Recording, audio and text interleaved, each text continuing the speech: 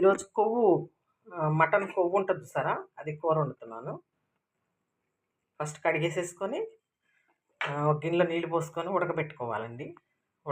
ఉడకబెడుతున్నాను. తర్వాత ఏమో ఇది మామిడికాయ, ఒక్క వంకాయ, ఒక్క బంగాళదుంప, ఒక టమాటా వేసి పచ్చిమిరపకాయలు వేసానమాట. ఇప్పుడు దీంట్లో మనం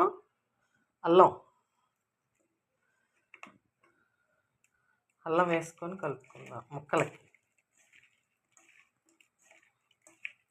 అల్లం వెల్లుల్లిపాయలు మిక్సీలో వేసిన పేస్ట్ ఉంటుంది చూసారా, అది ముక్కలకు కలిపేసుకుందాం. ఫస్ట్ కలిపేసేసుకొని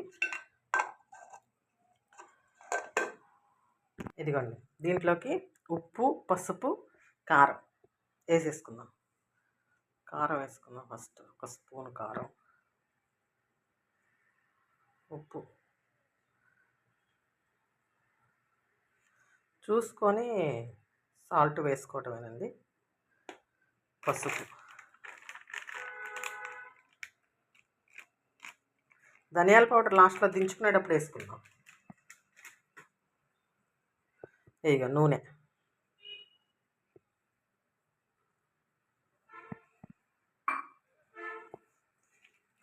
కలుపుకుందాం.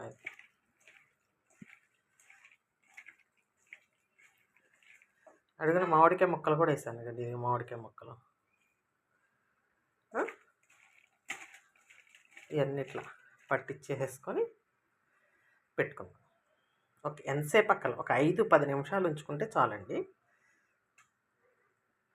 ఇప్పుడు ఈ లోపల ఇది ఉడుకుతుంది కదా, దీన్ని దింపుకుందాం. ఇది దింపుకుందాం. దాన్ని దింపేసుకున్నా కదా, దింపుకున్నాక ఈ ముక్కలు మనం పొయ్యి మీద పెట్టుకుందాం. ఈ ముక్కలు పొయ్యి మీద పెట్టుకుంటే ఉడకాలి.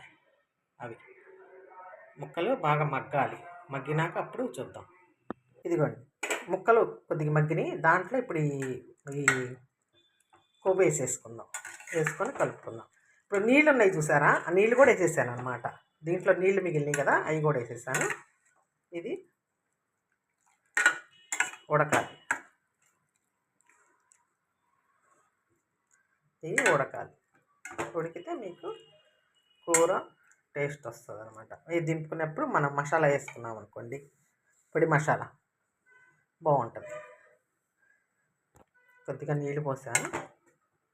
ఉప్పు, కారం ఇవన్నీ చూసుకొని